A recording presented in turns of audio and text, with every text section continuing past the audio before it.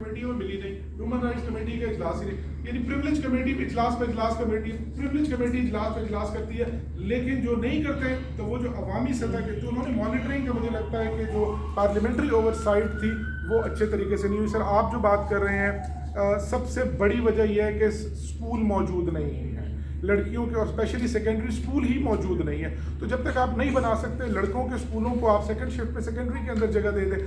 دوسری بات یہ ہے کہ آپ کے پاس ٹوائلٹس کا نہ ہونا.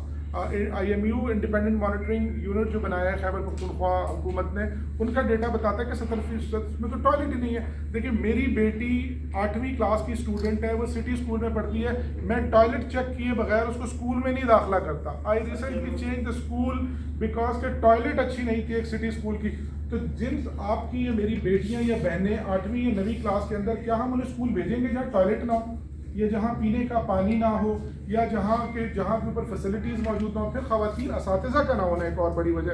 ہم دیکھتے ہیں کہ خواتین اساتذہ ہی موجود نہیں ہیں ان جگہوں کے اوپر, باؤنڈری والز موجود نہیں ہیں, ٹرانسپورٹیشن کا نظام موجود نہیں ہے. اور جتنی لڑکیاں, اچھا ہمارے یہاں پرائمری کی جو صورتحال ہے وہ بہت بہتر ہے, لیکن جیسے ہی سیکنڈری تک مینسٹرل ہائیجین مینجمنٹ یعنی جو طہارت ہے کا ایشو کے حوالے ہیں, اس حوالے سے ہمارے پاس حکومت نے, کسی محکمے نے ابھی تک ابتدائی بات بھی نہیں سوچی ہے کہ یہ لڑکیاں جو ہیں چونکہ ریپروڈکٹیو ایج میں آ جاتی ہیں, ان کو مینسٹرل ہائیجین مینجمنٹ کے لیے کچھ چاہیے ہوگا.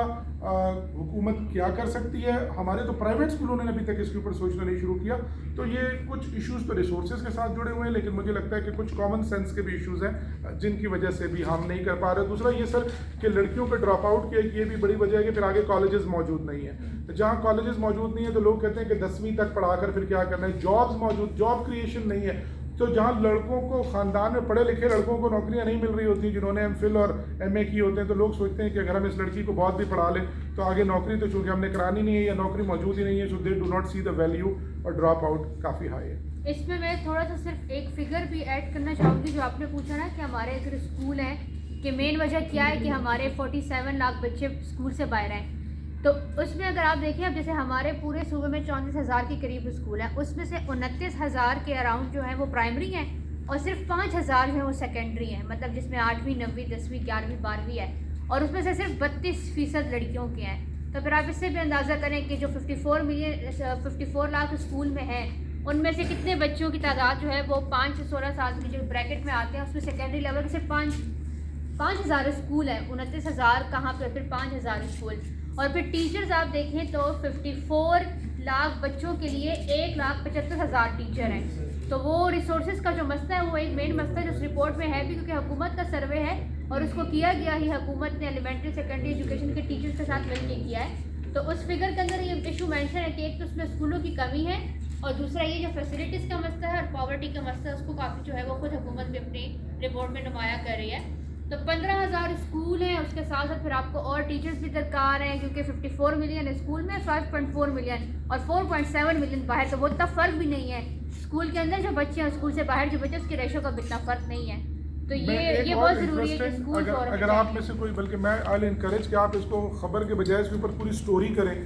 خیبر پختونخوا نے 2015 کے اندر prohibition of children employment act 2015 بنایا, 2015 کے اندر بنایا آپ نے ایکٹ خیبر پختونخوا نے, اور کہا کہ 14 سال سے کم عمر بچہ کوئی روڈ کے اوپر مزدوری یا کام نہیں کر سکے گا.